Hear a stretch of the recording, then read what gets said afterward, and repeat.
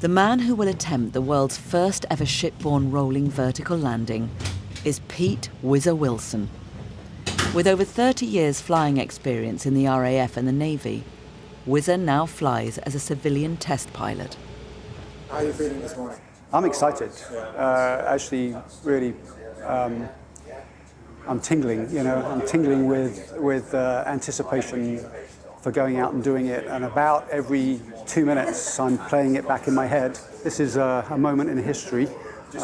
This is something phenomenal that's about to happen, because the capability that this will bring for the F-35 to be able to bring back more weight to Queen Elizabeth means that the UK military is going to be able to operate the F-35 in a way that the other forces cannot.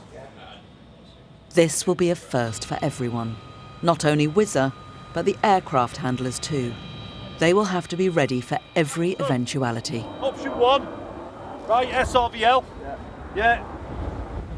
If he misses, he'll overshoot, and then it's just a normal transition to 4-spot, right? Who's going to line it up?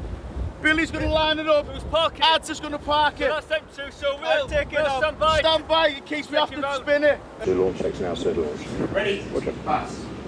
Ready? Press permission to launch the jet. Launch the jet. Next fixed wing.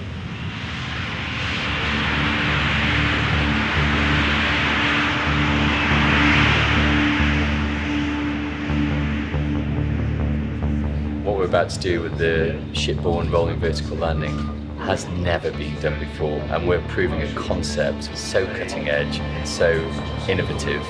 The world's watching. Whizzer has to get this just right. His rate of descent and speed has to be spot on. All right, good plateau on centerline.